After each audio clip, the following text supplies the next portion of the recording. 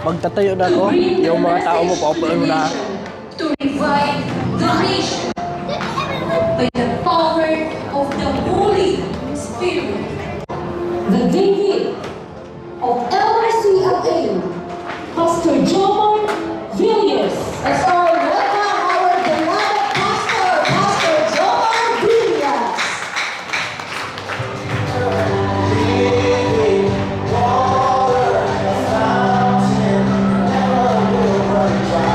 Amen, God is good. Ano the time? Pakisabi sa katabi mo kapatid, napakabuti ng Diyos. Amen? So sige po, dahil mabuti ang Diyos, lahat po muna tayo ay tatayo tayo. Sige, tayo. Habang lakasan mo yung music nak habang imasahe nila. Sige po, harap kayo dito sa left side ninyo. Come on. Yan. Sige, massage nyo po yun. Yan, i-massage nyo.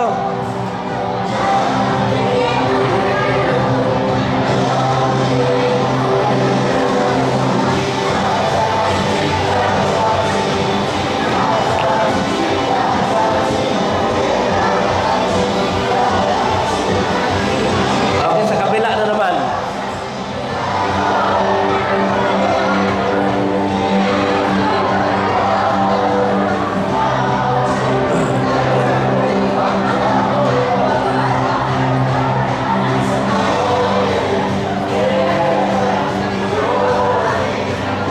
O sige, harap kayo dito. Yan. Imasahe nyo na sa harap nyo.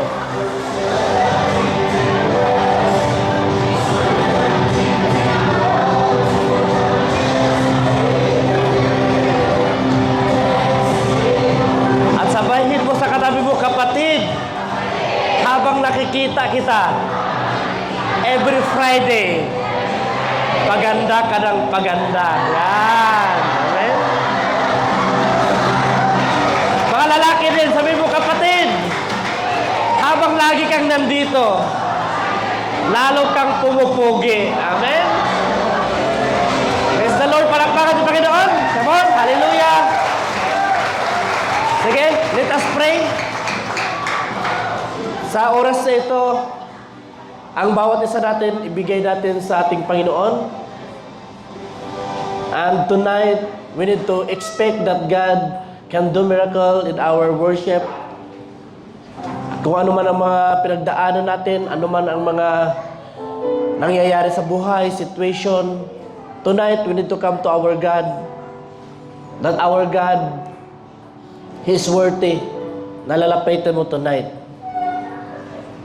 Father, we thank you, Lord, sa gabing ito na binigay niyo po sa amin, Panginoon. We thank you for the privilege, O God, that, Lord, nandito naman kami, Panginoon, upang pakinggan ka, papurihan ka. And Lord, before we worship you, Panginoon, Lord, you know our heart, Lord God. You know everything about us, Lord. Lord, sa aming mga pagkakamali, sa mga nagawa namin mga kasalanan, Panginoon, sa iyong harapan, Lord. Lord, patawarin niyo po kami, Father. And tonight, Panginoon, as we worship you, Father God, Lord, i-release niyo po kami, Panginoon, sa mga situation, O God, na yun ang dahilan, Panginoon, na hindi kami makapagpuri sa iyo.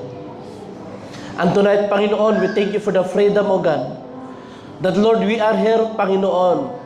Lord, we are ready to worship you, O God. We are ready, Panginoon, to magnify your name, Panginoon. We are ready, Panginoon, para, Lord, dakilain ka sa aming mga buhay. Kaya, Lord, tonight, Panginoon, we thank you, Panginoon, na, Lord, hindi ako or kami lalabas sa place na ito, Father God, na, Lord, di namin maramdaman ang iyong presensya, O God. Hindi namin maramdaman, Panginoon, that, Lord, we are released, Panginoon, from the bind ng mga kalaban, Panginoon, sa bawat buhay namin. And Lord, sa gabing ito, Father God, Lord, tulungan niyo po kami, Panginoon, na maunawaan namin ang iyong mga salita, Panginoon. Upang, Lord, sa gabing ito, Panginoon, Lord, ikaw, Lord, ang Diyos, Panginoon, na magbago, Panginoon, sa bawat buhay namin, Panginoon, para mapurihan ka namin. Lord, tonight, Panginoon, itago niyo lang po ako sa iyong likuran, Panginoon. Na Lord, hindi ang aking sarili ang makikita, but Lord, your glory alone, Panginoon. Salamat, Panginoon, sa gabing ito. Papurihan ka namin, sambahin ka. In the mighty name of Jesus we pray. Amen and amen. Kung palakpakan tayo, Panginoon. At makaupo na po tayo. So, sino dito ang excited to worship sa ating Panginoon? Excited ka na papurihan ang Diyos? Excited ka na kantahan mo ang Diyos?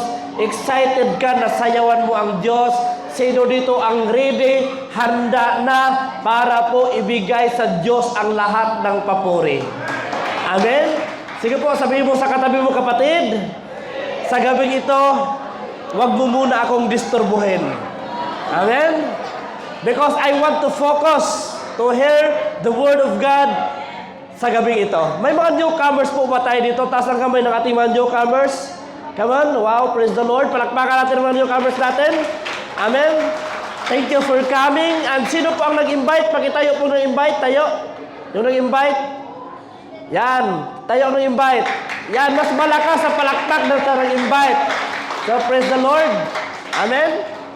So, we have a new nationality, no? I believe in-invite mo yan kasi kaya mong i-interpret, no? So, I believe the power of interpreter. Amen? So, sino dito ang handa na magpuri sa ating Panginoon? Amen? Sino dito na hindi ka nagkikilay, di ba? Hindi ka naglagay ng espirikitik-tik sa ating mga mukha? Amen? Yung walang lipstick, di ba? Walang sinsansyo, di ba? Para maklaro ka ni God. Amen. So tonight po is our night of worship. A last week of a month. And this is our time na sa buong month, kapatid, ito yung time na sabihin mo kay God, Lord, salamat na hindi mo ako pinabayaan. Na salamat, Lord, na hindi mo ako iniwan. Sino dito ang dumaan ng mga trials while you are in your work, no?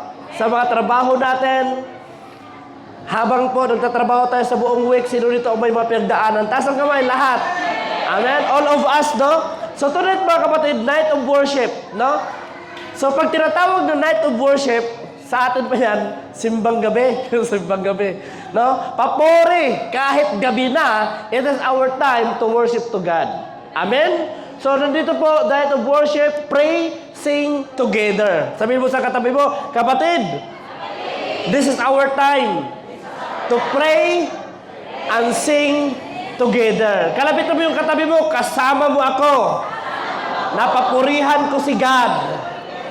Amen? So tonight, mga kapatid, bigyan ko po kayo ng verse as our foundation. And di ko po tatagalan ang aking pagbibigay ng message kasi we need to focus to worship na ating Panginoon. Pakisabi sa katabi mo, kapatid, huwag ka muna magdisturbo, ha?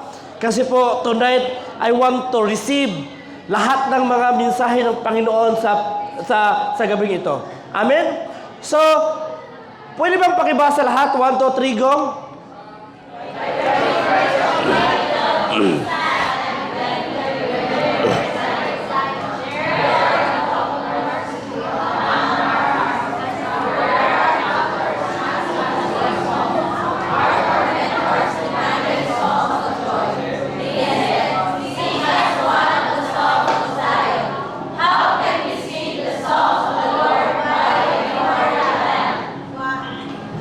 Okay, naintindihan niyo po ba? Amen?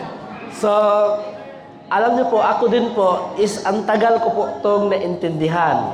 Tagal ko po itong naunawaan.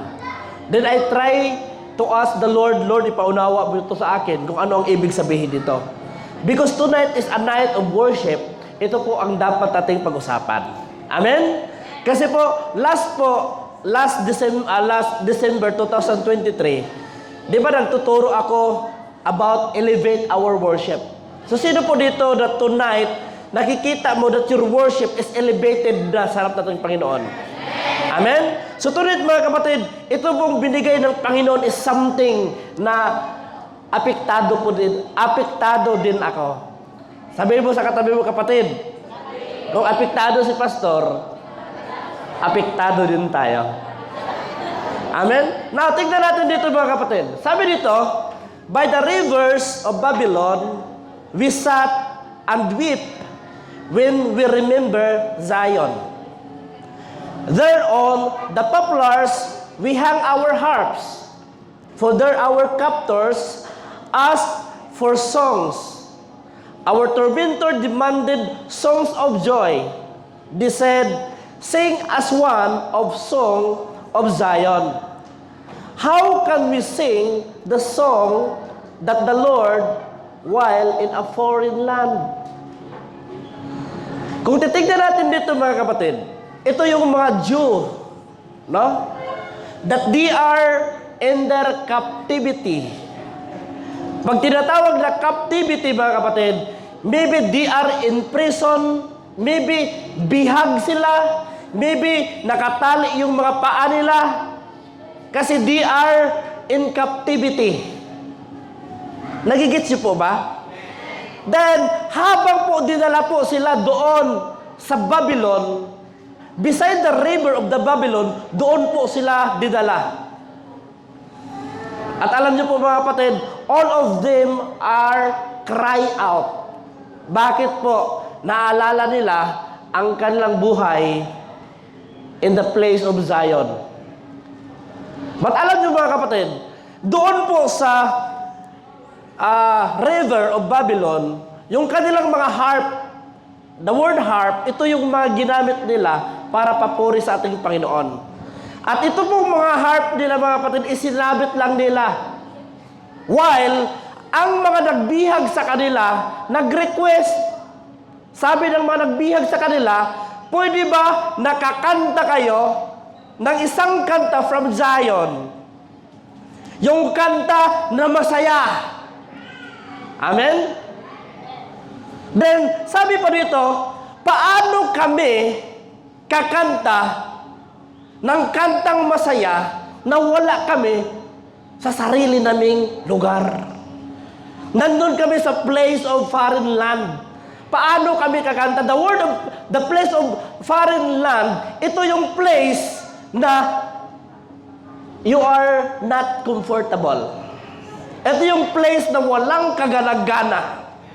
Ito yung place na hindi mo maangat ang kamay mo. Ito yung place na hindi mo ma-open yung bibig mo to worship God because you are in the place or situation na hindi para sa'yo. So the message of God for us today, ito pong binigay ng Panginoon ng message sa atin.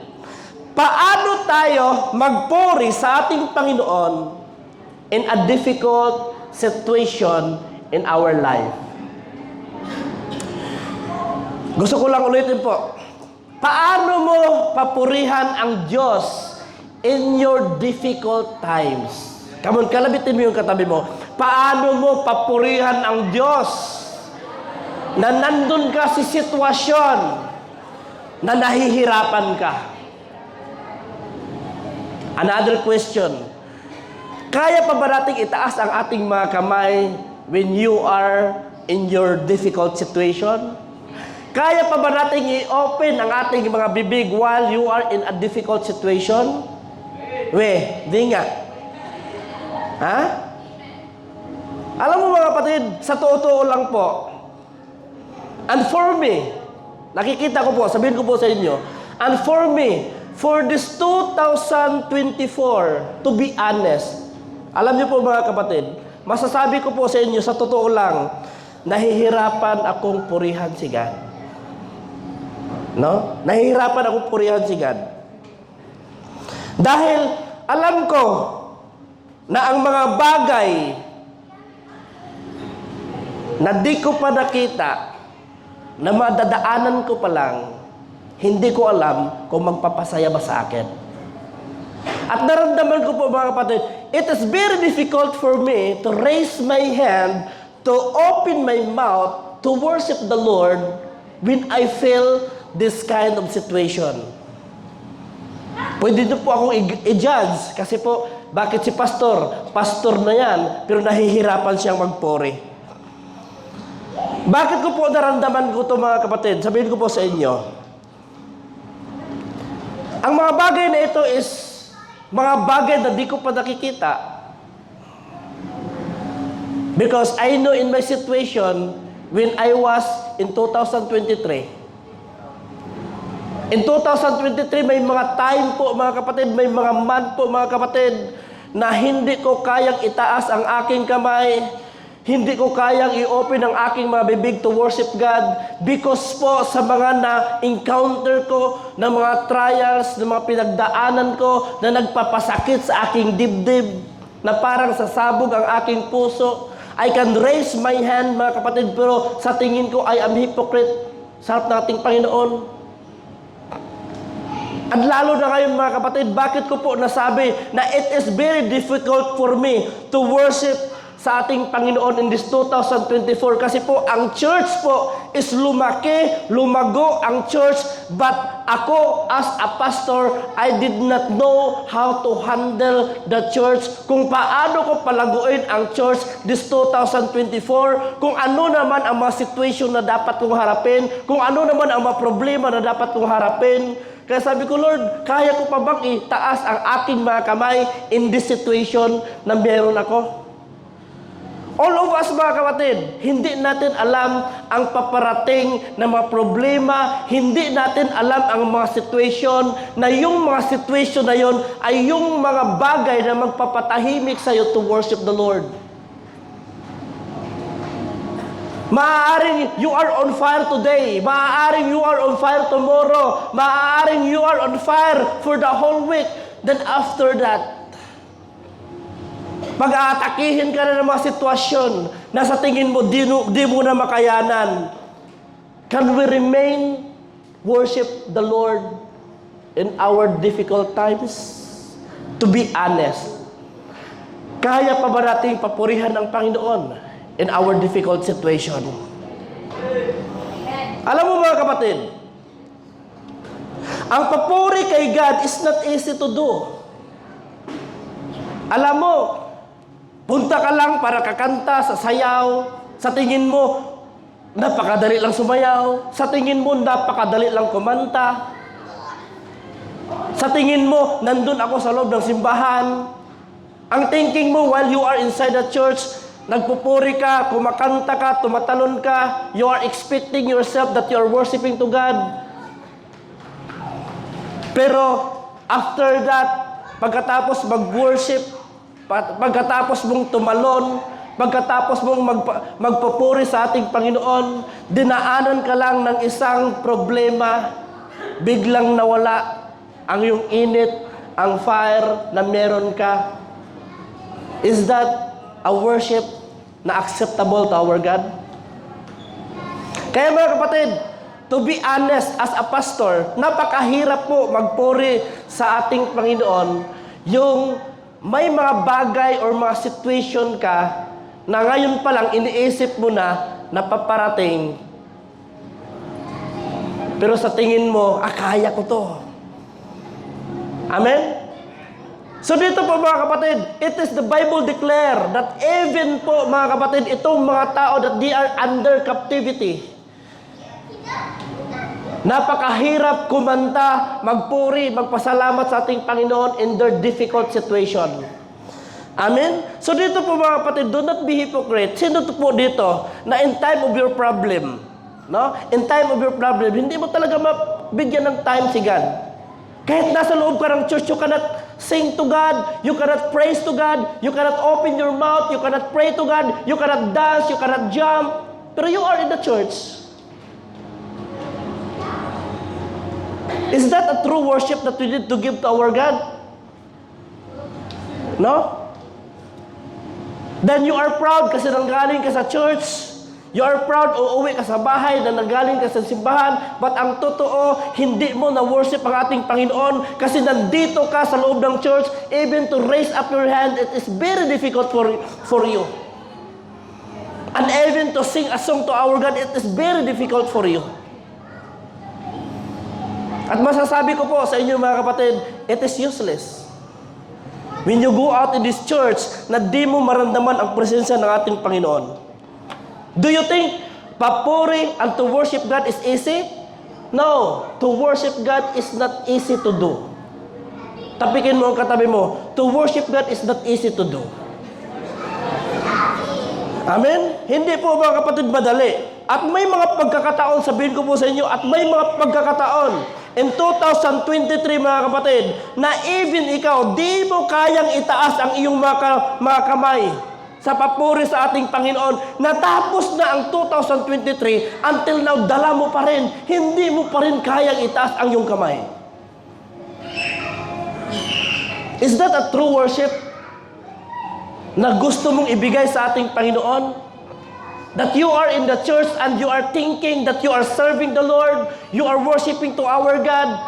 But when God move in the midst of our worship, hindi mo kayang i-flow ang leading ng Espiritu sa bawat buhay natin. Hindi mo dinidesire na, Lord, sa gabing ito, I want to experience your presence, oh God. I want to experience the changing of my life. I want to experience the power, Panginoon, sa buhay ko. I want to experience your miracle, oh God. At alam mo mga kapatid, this Friday will never be come back again. After our worship, it will done. At hindi mo naramdaman ang presensya ng Panginoon. Kaya po mga kapatid, dito po, lahat po tayo, dumaan po tayo sa mga difficult situation. Dumaan po tayo sa mga bagay na nahihirapan tayong itaas ang ating mga kamay, papurihan ang ating Panginoon. But gusto kong sabihin sa inyo mga kapatid, tinuturo dito sa church na ito, how you can raise up and glorify your God in your difficult situation. Nandiyan pa ba tayo? Kung ano ka 2024, 2023, it is already done. Kalas na yon. It is a new beginning. It is a new day. It is a new year to worship the Lord. Na kahit sa ganitong paraan, maibigay ko ang gusto ng Diyos sa buhay ko. You cannot worship God in your difficult situation. The Bible says, paano kami kakanta? Mga bihag kami.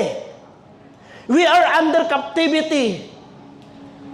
Ang gusto ng mga taong nagbihag sa amin, pakantahin kami ng mga kanta na masaya. Pero di kami makakanta because that is not our place. We are in a foreign land. Sa atin mga kapatid, sa bawat isa sa atin, dumating din sa time na parang nahihirapan sa akin din. In 2023, dumating din sa akin, sa time ko, na even I am a pastor, nahihirapan ako mag-preach sa salita ng Panginoon. I don't like to preach the Word of God kasi kailangan ko din ng encouragement. Amen? Hindi lang po tayo ang dapat ini-encourage. Hindi lang po ang mga mga leader natin ang mag-encourage sa atin. Me as a pastor, we as a leader, we need also encouragement. Amen? At alam niyo mga kapatid, may mga pagkakataon din, kahit sabihin ng worship leader na itaas niyo ang inyong mga kamay, itaas natin ang ating mga kamay. Napakahirap gawin. And the very big challenge pa natin, napakahirap pumunta sa church para papurihan ang Diyos. Amen? Sa totoo lang, sa gabi ito, sino dito tonight na nahihirapan kang nakarating dito? Na parang nagdadalawang isip ka na magpunta dito. Na parang nandito ka pero sabi mo, parang ano to parang, pastor, nadala lang ako Wala talaga to sa puso ko Mainit lang ang ulo ni Mrs. kaya ako nandito, pastor. Amen? Nandiyan pa ba tayo mga kapatid? Marami dito mga kapatid, maaaring sabihin nyo, si pastor, bakit ganyan? Pastor na yan. Nakakaramdam pa rin. Hello? I am living in this human body. I can feel. Nagkakaroon din ako ng emotional one time or hindi lang one time, maraming beses. Maybe, if that time na nag-give up ako mga kapatid, hindi ako makapagpatuloy to serve the Lord. But alam mo mga kapatid, grabe, ang goodness ng ating Panginoon. Yung sinabi ng Panginoon, when I read the Word of God, sinabi ng Diyos sa kanyang salita, bless the Lord, O my soul, and all that is within me. Habang dumaan ka sa mga problema na sa tingin mo, hindi mo maitaas ang iyong mga kamay, hindi mo mai-open ang iyong mga bibig to worship the Lord, you can ask to God, bless the Lord, O my soul, and it is within me. I-bless mo, soul, kaluluwa. Tulungan mo ako magpuri sa Diyos. Tulungan mo na i-bless natin ang ating papuri sa ating Panginoon. Bless the Lord, O my soul, in our situation na sa tingin mo parang wala ka na. And this verse, mga kapatid, grabe po. Napakahirap sa akin, and I know every Friday, kailangan kong nandito sa church to preach the Word of God. Every Friday, kailangan akong nandito para i-lead ang mga tao, ang kanilang mga buhay. Even, dumaan ako ng difficult times in my life. Nag-ask pa rin ako ni God, the Lord, help me to lead these people, even I am in my difficult situation.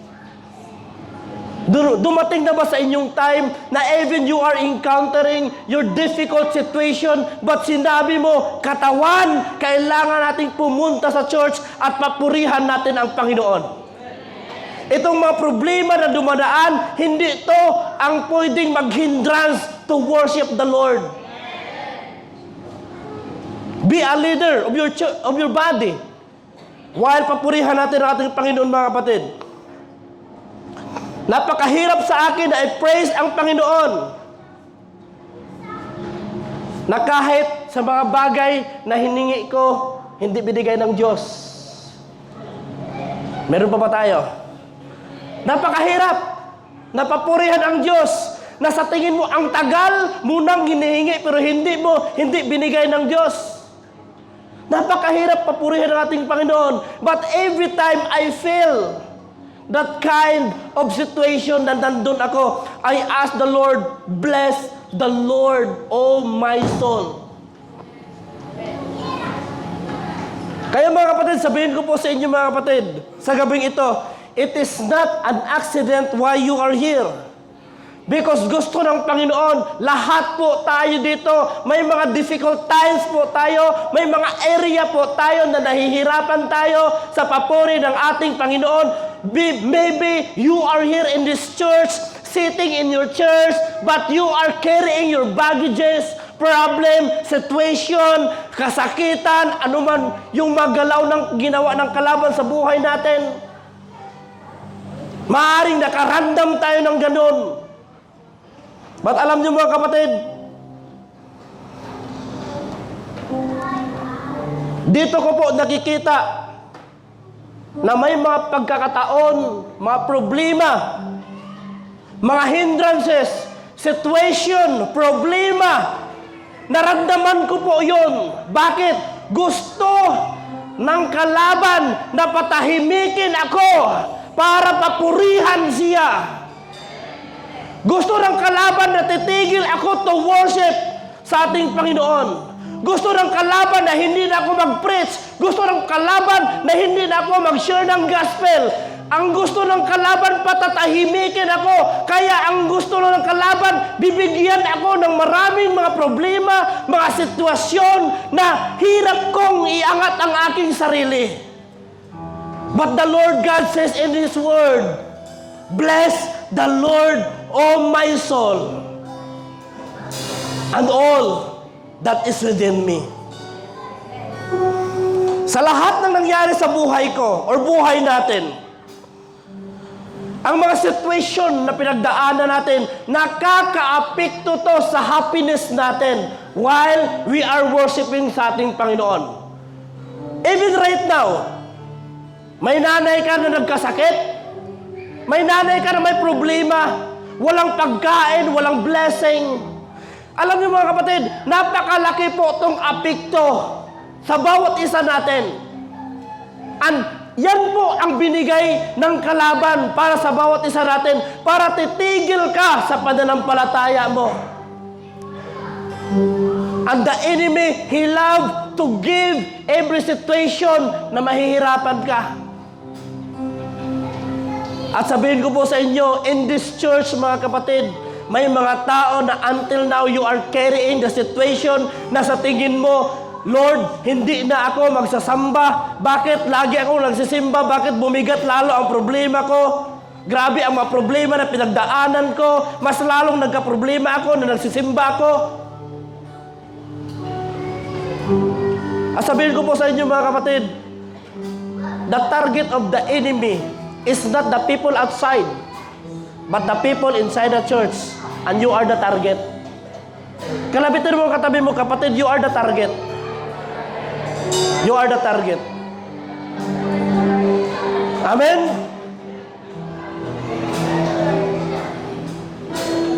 Sabi ko rin kay God, alam niyo po, sabi ko kay God, Lord, marunong naman akong mag-pray. Ang pray po, napakabilis, napakadali. Pero sabi ko po sa inyo, napakahirap ang pag-worship. But ang worship is the highest praise that you can give to our God. Amen? Gusto ko rin malaman ninyo na may mga pagsubok sa aking buhay. But I know how to pray in difficult times. But sa totoo lang, to be honest, in my difficult time, even I know how to pray, but I did not know how to worship the Lord. And that is the truth. Marunong ako magdasal. Marunong ako mag-pray sa ating Panginoon. I can ask whatever I ask to our God. But it is very difficult to worship the Lord. Kaya mga kapatid, nakikita nyo ba in time of worship, may mga tao lang nakatayo, may mga tao lang nakatunganga, may mga tao lang na ang iba na puspos na sa banal na espiritu, you are still standing and looking for them. At nagtatanong sa iyong isipan, ano ang nangyayari sa kanila? But hindi ka nagdi-desire na, Lord, gusto kong maramdaman kung ano ang naramdaman nila. Gusto kong ma-feel kung paano mo sila tinatouch, Lord.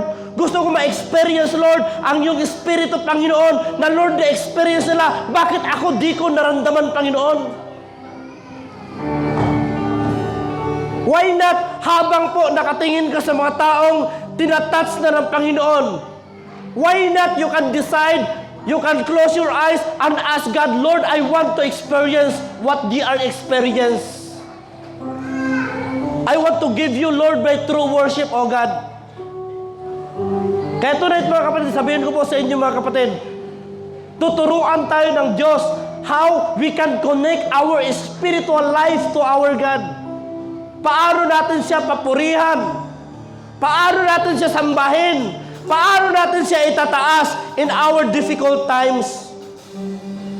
Alam niyo mga kapatid, may pagkakaiba po ang prayer at saka ang worship.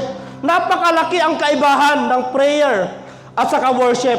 Because when you pray, you are talking to God. Sa prayer mo, gusto mo lang lagi na tanungin si God kung ano ang gusto niyang gawin sa buhay mo. In our prayer, we are always asking to God, Lord, ano po ba ang gusto mong gawin sa akin?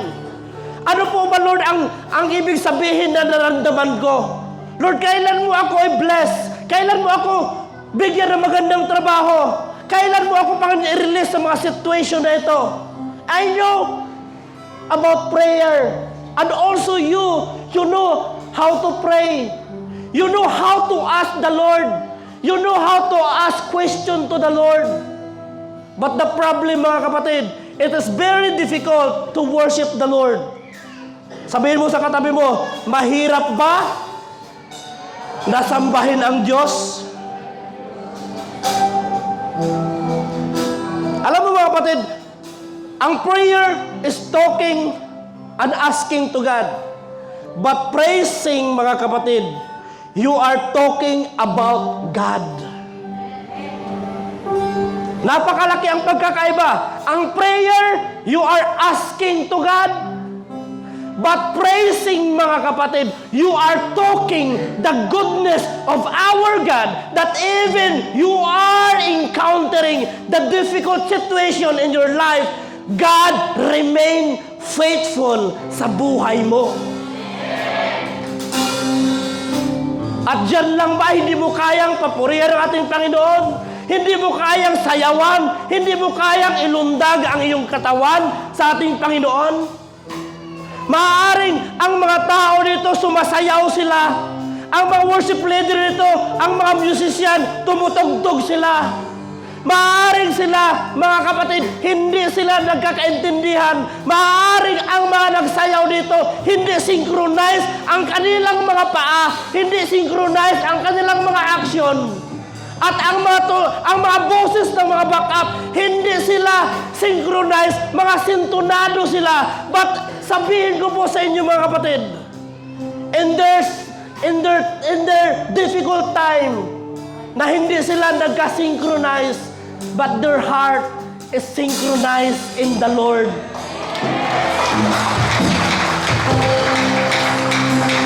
Amen? So ano mang sitwasyon na meron ka, na hindi mo kayang ibigay sa ating Panginoon.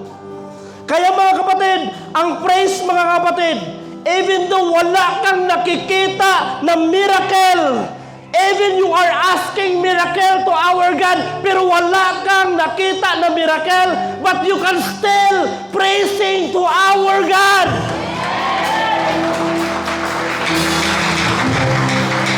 Amen. Hopefully, naintindihan natin, kapatid. Do not ask anything to our God. Do not ask miracle to our God if you did not know how to open your mouth and praise the Lord. Do not ask anything to our God if you did not know how to give your body as living sacrifice in your praising sa ating Panginoon. Do not ask anything to our God. Kaya tonight, mga kapatid, anumang lingwahe, whatever the language that you have, whatever the nationality that you have, whatever the color that you have, we can praise the Lord all together. And the Lord right now is waiting for you to praise. He's waiting for you to worship our God, mga kapatid. You are praising God. Hindi kayo naibigay sa iyo ang gusto mo, but you are praising God because He is a good God in your life. Hindi lang kayo nagpipraise ka kasi binigay ng Diyos ang gusto mo. Hindi lang kayo nagpipraise ka kasi sinagot ng Diyos ang prayer mo, but you can praise God because He is a good God. Mga kapatid, if you understand who is God I am serving, sasabihin mo, Lord, napaka-swerte ko, napaka-bless ko na nakilala kita. And even ako, I am blessed also. Kasi po mga kapatid, grabe, may mga dancer ako dito na grabe. Kaliwang kanan lang ang kanyang sayaw, pero binigay sa ating Panginoon. Amen? Bakit sabi niya, hindi hindrance ang kaliwang kanan kamay ko na siya lang ang sasayaw. Ang importante, ang aking puso, nakapag-praise ako sa aking Panginoon.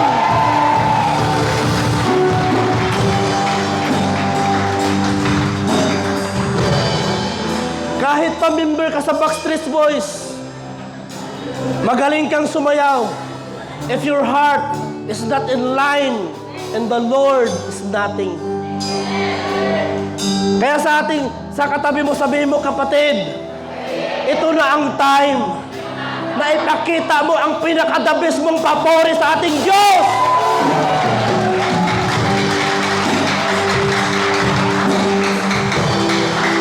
Makinig kayo dito, mga kapatid, na kahit di ka pa nakatanggap ng iyong healing, sa gabing ito, how many years you are asking to God? How many luha na pumatak sa iyong mata? Ano mang mapagdaanan na napagdaanan mo, hindi ka pa nakareceive ng miracle.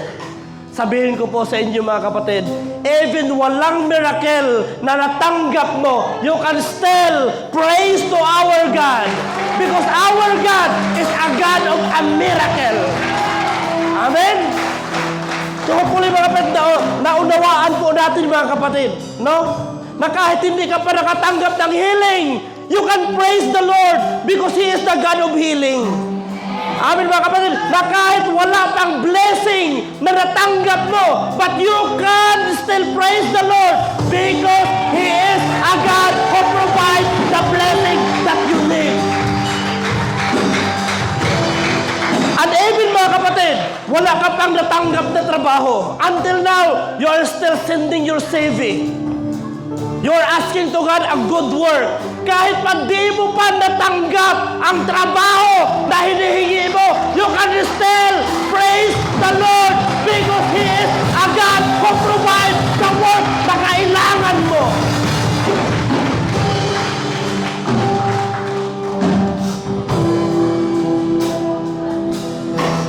Alam mo kapatid, yan po ang ibig sabihin ng praising. Pinupuri natin siya kasi alam natin na siya lang ang Diyos na tanging at may kayang sumagot sa lahat ng pangangailangan mo. Amen? Nandiyan po ba tayo? Kaya tonight mga kapatid, i-prepare mo na ang sarili mo. Excited ka na para papurihan ang Diyos. Amen? Yan po ang ibig sabihin ng praising mga kapatid. Pinupuri natin siya sa mga bagay na kahit hindi niya binigay, papurihan natin siya. Amen? Nandiyan pa ba tayo? So mga kapatid, at sabihin ko po mga kapatid, that even sa tingin mo, napakahirap sa tingin mo. But sabi ng Diyos, anak, walang mahirap sa akin. Ang nagpapahirap sa'yo, anak, yung paniniwala mo. Ang nagpapahirap sa'yo, yung katigasan ng puso mo. Ang nagpahirap sa'yo, yung katigasan ng ulo mo. Ang gusto ng Diyos, obey the Lord, worship the Lord, at anuman ang hilingin mo. He is the God who provides everything that you need. Amen? Kaya tonight mga kapatid, kung sa tingin mo, from 2023, nahihirapan ka pa rin papurihan ng ating Panginoon. 2024, sabihin mo, Lord, walang mahirap sa akin if I worship you tonight in the name of Jesus. Amen? Alam mo mga kapatid, praising the Lord is not praising because He gave you whatever you have desired. But praising the Lord is we praise God because He is a good God. Amen? Nandiyan pa ba tayo mga kapatid? Amen? At ang buong context mga kapatid, itong buong context na pinapakita ko po sa inyo mga kapatid, yung buong verse na yan mga kapatid, alam mo mga anak, marunong ka lang magpuri sa Diyos kahit saan ka nandun siya. Amen? Kahit ka nandun ka sa Mindanao, papurihan mo siya, nandun siya. Nandun ka man sa Visayas, nandun siya. Nandun ka man sa Luzon, nandun siya.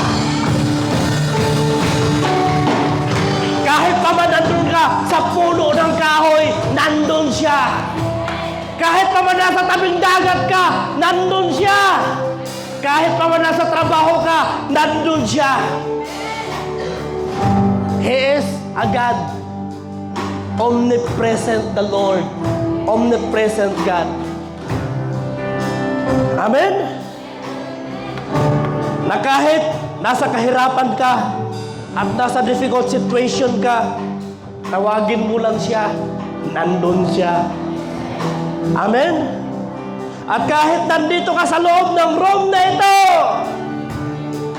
and this is the powerful night of worship, every one of us, every mouth, every tongue will confess and ask the Lord, Lord, tonight I want your miracle in my life in the name of Jesus.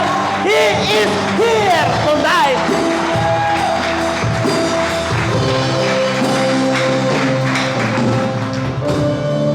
So ngayon, may doubt ka pa ba?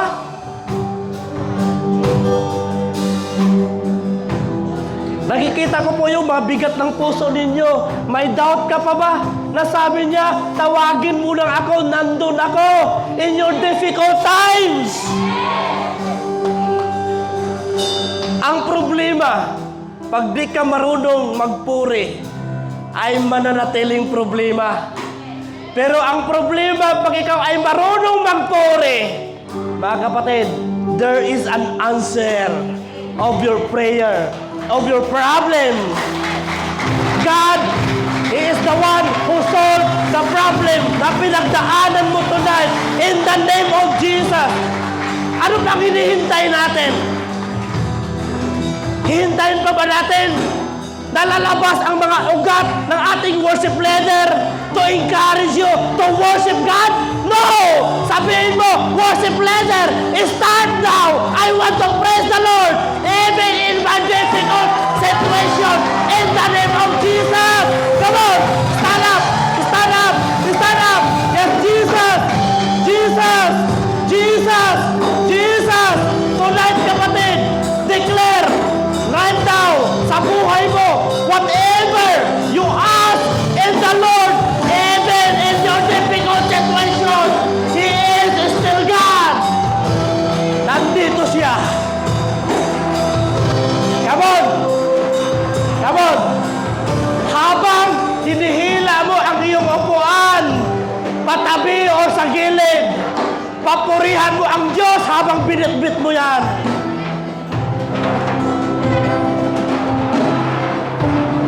Yes, Jesus. And it is your time. Find a place, even in your difficult situation, na sa tingin mo, you are in a foreign land, kapatid. A place na hindi para sa'yo. But sabihin ko sa inyo, mga kapatid, this is the place. A place that God can do miracle in your life tonight in the name of Jesus.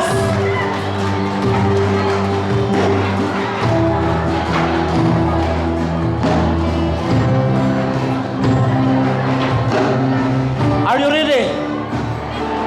Are you ready to dance to our God? Are you ready to worship to our God?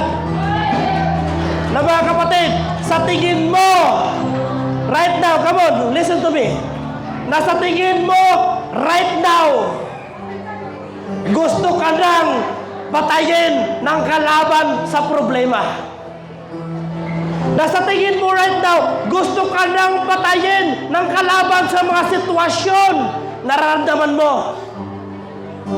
Nasa gabi ito, gusto ka nang patayin ng kalaban sa mga kasakitan.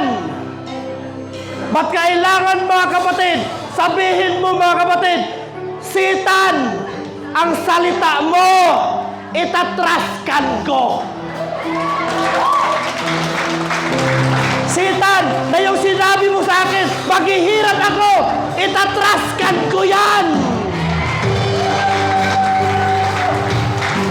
Satan, na yung sinabi mo sa akin, na hindi ako i-bless. Alam mo, Satan, I have a great God, a God of my blessing. At naniwala ako, Satan, na ang Diyos na papurihan ko tonight, kahit sabihin mo sa akin, papatayin ako dahil walang blessing, but the Lord na pagsilbihan ko tonight, He is the God of blessing. At even pa man may naramdaman ka, nakasakitan ngayon, parents natin, mahal natin sa buhay, na sinabi ng doktor na ito na lang, mamamatay na siya. After next month, mamamatay na siya. That is the work ng kalaban. That is the words ng kalaban. At sabihin mo, Satan, itong naririnig ko, itraskan ko to. At Satan, kung ikaw man ay binato mo ako, ito din ang counter-strike ko sa'yo. Psalm 23, the Lord God says, even gusto mo akong patayin, but the Lord God says in Psalm 23, even though I walk to the valley of the shadow of death, I will fear no evil, for you are with me. Your staff, your rod, they comfort me in the name of the Lord.